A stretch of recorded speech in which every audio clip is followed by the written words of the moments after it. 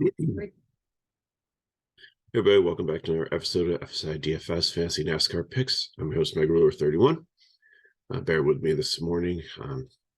Allergies got the best of me, blowing my nose, eyes watering, so hopefully I can make through this without coughing, sneezing, or anything too distracting. So truck race last night was decent. Actually, some of the speculation plays from the video, I ended up playing Hocevar, ended up playing Byron.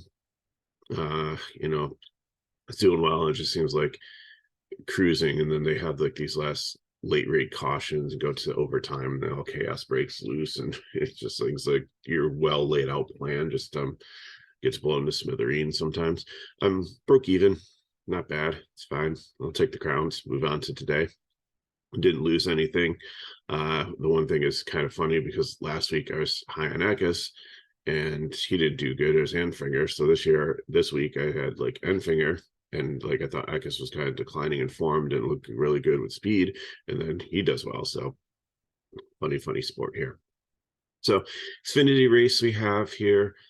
We have practice, we have qualifying, so we got a pretty good idea here. We got Cup guys in here, we've got trucks guys racing in here, so it's a pretty decent blend. But John Hunter Nemechek has the pole. The guys in blue with their starting position number are ones that are in top 10 in long run speed, so something I'll be calling out here. So I think he's going to be the most popular. Looked really good out there, second fastest in practice behind Truex. He's raced 3 times here, average finished 11th, 2 top 10s. I think he's okay. I know he can be erratic in some of these like more skilled tracks where you can easily end up in the wall and end your day pretty fast. But I think he'll be fine here. He's looked like this car is really fast, really good, especially if it's out in open air. I think he can get out ahead of Truex and be decent. So good lock him in as a prime play here. Truex, I think, is a great pivot at a GPP. If you think with the narrative, he can get out early and just dominate this race. 3 races here, but his average finish is 23rd. He's got the car for it, and he's in much better equipment than he has been in the past. So, I mean, that's a contributing factor. But I don't really think that he's a cash play here, but an excellent pivot. Had the speed in practice. He's looked good this season. And if, he can keep the car clean, he should be good.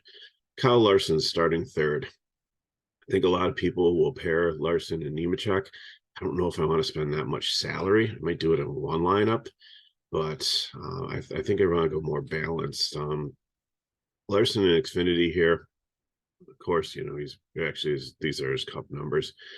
7 top 10s out of 10 races. He's finished 9 out of 10 races, average finish 9, led a bunch of laps. So it's all, can Nemechek hold him off? But we see this, it's like the Kyle Busch effect in the truck race. If he can't dominate at $1,300 or $13,000, $1,300 definitely would be a lock. But then, I don't know if he's really playable here. And if he doesn't finish up here in the top 3, then and loses you points, that's a lot of salary. So mathematically, I'm trying to figure out, what guys, if Kyle Larson's going to score 70 points for that much, can I get 2 other guys, so Kyle Larson plus 1 scrub, and then break it down to have a balanced lineup with 3 guys instead of those 2, or Kyle Larson and 2 scrubs. If I can get 3 guys for that much, can I beat their combined score? So did that, and I think that's the route I'm going in cash, but I'm not saying that you have to. Probably play a Larson block hedge line, but I really don't like the way the rest of the line comes together. Sam Mayer, I think is GPP here. 3 races, 1 top 10, 18th overall finish, 1 DNF, 10th in practice speed. So it's just, I think, a matter you can't play everybody up here. Cole Custer, I think I like him here, $1,000 more than Mayer, but he has had 1 win here in 3 races. Every single race he's finished in the top 10 in Xfinity. He's finished every single race. At average overall finish is 4th. And he's one of the ones that, I definitely would consider if I'm doing more of a balanced build and fading Larson up here. Chandler Smith, GPP, 4 races here. He's one of the more volatile guys where like he can find that wall and get multiple Darlington Stripes and end his day early.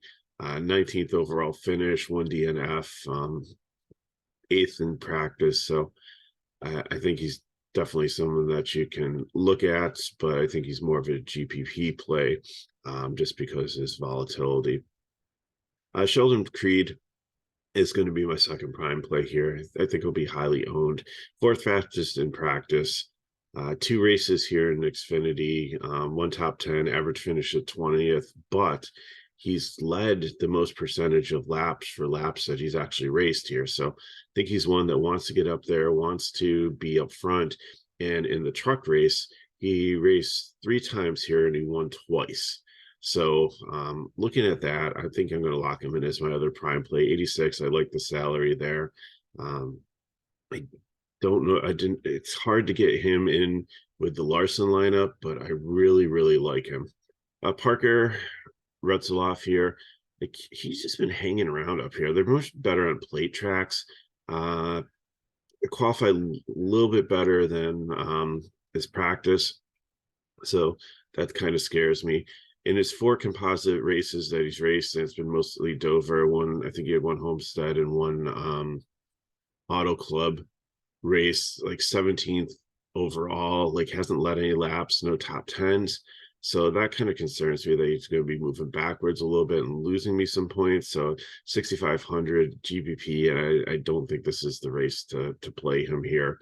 It's a very skilled track, and even though he's done okay on tire wear tracks, if he was starting like 15th or around back, I consider him, but starting too far forward here for me. Sammy Smith, another volatile guy here. GPP, 1 race and finished 6th, which isn't bad. 14th overall. Again, you just can't play everybody, and I just with not a ton of experience here, and I don't even know if he's raced here at Darlington. I think that one might have been like his from Dover. So if I look at his composite score for track average here, it's 14th. So that's why I miss GPP. Everything's pointing to him to be like around 14th, 15th, losing some place differential points. Austin Hill, I really like here. 5th overall in practice. So there's some upside there. 9th overall composite. 3 top 10s here. Led a couple laps in truck. Nothing about the same average. Not as good as Creed was. So, I think he's definitely in play here in cash at 9,500 if you're doing a more balanced build. Maybe I'd pair him and Creed together, kind of go like an RCR stack. And but again, it's hard if you're trying to get Larson in. Brandon Jones, you might be able to get into Larson. He saves a little bit more from Creed, only $200, but he's been decent here. 10 races, 1 win, 5 top 5s. Has finished every single race, and Brandon Jones again is another boomer bust guy. But when I see that he's raced 10 times here and has no DNFs, then that tells me that he gets this track and that he should be successful here. So like him definitely at 8,400. Daniel Hemrick, GPP, 20th in practice. He qualified much better. 8 races here, 15th overall. Average, even though 10 overall on tire wear tracks, which is decent, but still, 78, I like the price. So, he might work in your Larson, Nemechek lineup, but again, I think it's more of a GPP play. Same thing with Josh Berry. Didn't look good in practice here, 25th. 4 races here, 13th overall finish, 2 top 10s, 7th overall on the composite tracks, which would be Homestead, Dover, Auto Club, and Darlington. But at 10-5, it's hard to get him in. Definitely a GPP play, not a cash play today. I'm the Brett Moffitt whisperer. I'll tell you when and when not to play Brett Moffitt. Today is not the day to play Brett Moffitt. Not too bad a composite average on these tracks, 16th overall in 4 races here, 1 top 10. but starting 14th, 18th in practice, he could finish where he starts. Yeah, 7,300 is not bad, so definitely in consideration for GPP. If he's the last guy in your cash lineup, it's fine. But if you're building like Larson, Nemechek, he's kind of priced in no man's land, so don't think you're really gonna get to him. I think Jed Burton will be popular at 6,300 here. I saw him as GPP, 22nd overall in practice speed, 16th overall composite, 15th overall. So again, if he can finish where he starts, he'll be decent. I think much better play, I think, than Moffitt, just because you're saving $1,000 and they're pretty much the same play. So I think he's in play, but I'd rather take Ryan Sieg here, who's had 12 races here, 15th overall, 3 top 10s, led some laps, has a better composite average on similar tracks, and had a better practice speed. But I think Allgaier is going to be also chalky here. If people don't play Larson, I think he'll be the second piece as a cash play, 3rd overall in practice, 4 races or 4th overall composite. So he's got the second highest next to Kyle Larson in average finishes, all things considered, on tire wear tracks that are similar. 15 races here, 2 wins, 11 top 10s, finished every single race, average finish 8th, led laps. So everything points to Justin Allgaier being a smash play. But again, it's going to be very hard to get him in with Kyle Larson. I don't mind an Allgaier, Nemechek, one that might be decent, but I really like what I've seen from Creed and his price point, and it makes my lineup a little more balanced. Can you get Nemechek, Creed, and Allgaier in? Yeah, that's not a bad build either. So, that's something to consider. Riley Hurst, decent driver, but he's got a 33% DNF rate here. 2 top 10s, 20th overall finish. So it's going to be, I think he's okay in cash here, but it might be a borderline GPP play. Jeremy Clements, 19th overall finish in 15 races. So it's pretty much he's going to probably finish where he starts. 61 is not bad. Borderline cash, but I'm having a GPP. Alfredo's a fade. I just don't like this BJ McLeod car. 35th in practice, looked really, really slow. So I think he'll be moving backwards. Ross Chastain, I think will also be highly owned for people who aren't playing Larson. I think that's, just the namesake. But his numbers haven't been super great here. Obviously, starting 21st, if this car is decent, should be able to move up in the top 10. Again, like could he get on a lead? Yes, because he's not racing for points, so he could short pit for the caution, get track position, and get out there and hold it. Tire strategies, a whole bunch of things he can do. He's super aggressive, but his aggressiveness scares me here. It could end up in the wall, ending his day, or somebody else spinning him out. We'll talk in the Cup video about the fight that he had with Noah Gragson. It's almost as bad as when Ty Gibbs was fighting. Was it Austin Cinder? I forget who he had a fight with, but he wouldn't take his helmet off during the fight, and like Ross Chastain throws a punch and then he ducks back and lets security get in the way, so Gragson couldn't beat him up. I would love to see this after one of my coworkers said that Austin Hill's in the race. Austin Hill's a big boy. Could you imagine if Austin Hill and Ross Chastain get in a wreck together and Austin Hill goes after him?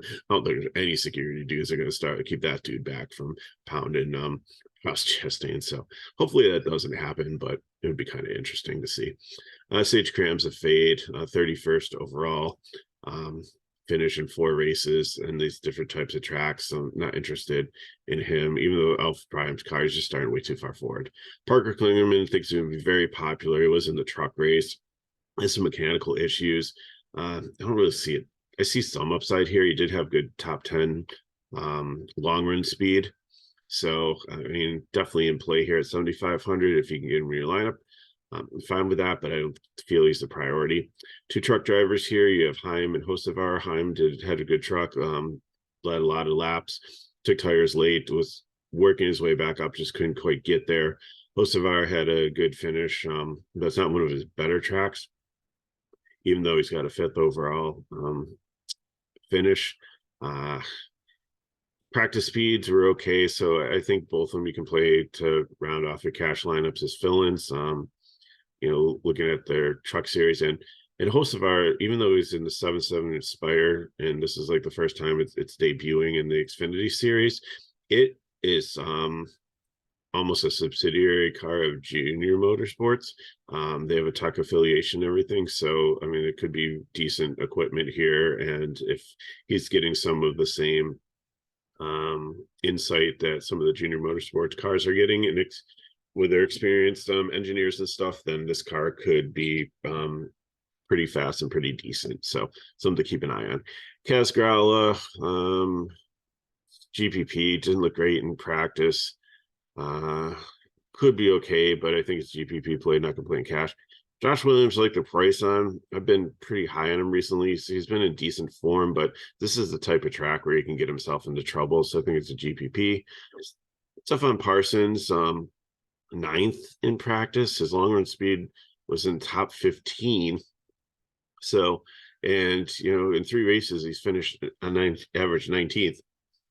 So I think there's a lot of upside here for 5,600, and really like this play. Kyle Sieg, GPP, Ty Dillon. This is a hard one because he's $8,000, and that's hard. It's a RCR car, but it didn't look fast in practice.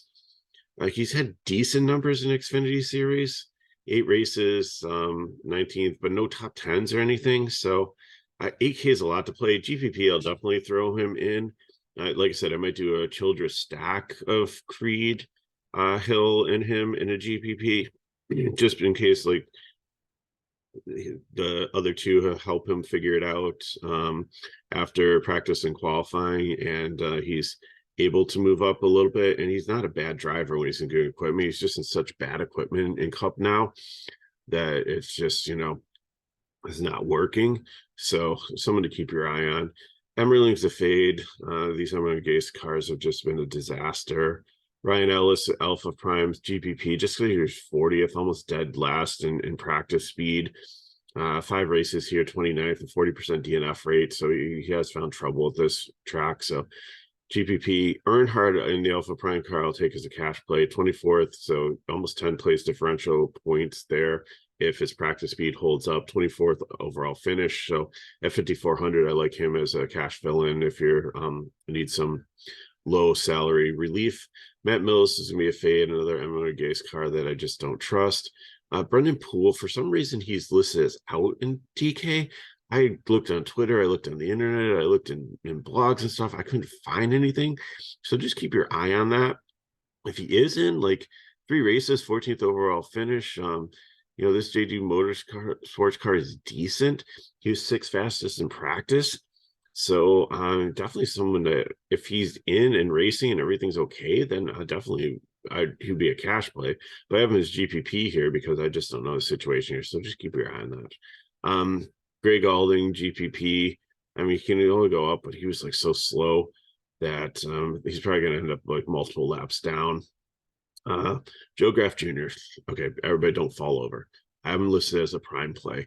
And I know, like, I always have him as a fade, especially when he's not in the Joe Gibbs cars too. But starting this far back, and I know this is like, he's got 50% DNF rate at this track, but he can't really go backwards. And if you're trying to play these high dollar guys, again, I think Poole's a better play if he's going to be in.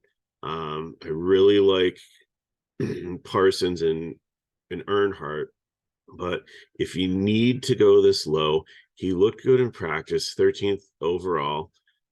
If he can keep it clean and keep it out of the wall, and this Ryan C car is a decent car for him, like the tech there and the car is sound, all he needs to do is get to like 27th, and he gets like 25 DK points, and it's 5x. That's all I need him to do is finish 27th. So if he can beat the Emerald and Gase cars, and he can beat, like, if Brandon Poole drops out and he isn't racing, and the SS Greenlight car of Galding he can get ahead of, then I think he's going to be okay. So I have him as a prime play. We'll see what happens, but I like him. If you don't trust him, again, I think you got great options in Parsons and Earnhardt and Poole if he's in. But at 4,900, he doesn't need to do much to hit 5x, and that could be a great play and help you get Larson in your lineup with Nemechek. Perkins, GPP, no place to go but up. A little bit expensive here.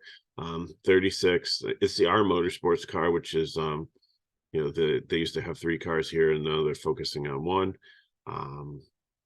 So like the car should be decent, and he's got no place to go but up also. But you can save like several $100s by going with some of the other people here.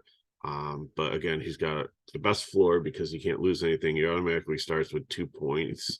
No matter what he does, he can't lose points. So that's what I got for you for this race. So hopefully this was helpful for you. If you have any comments, leave them in the chat below. Hit me up Twitter, Megaro31. As always, if these races help you out, then help us back by liking the video, subscribe to our channel if you haven't already, and share with your friends.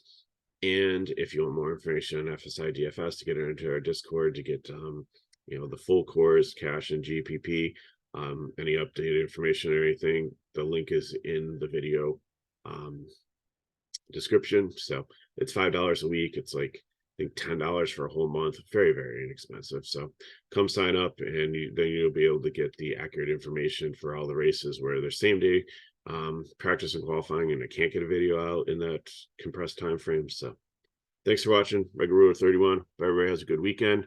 Good luck in your contest. I'll see you next time.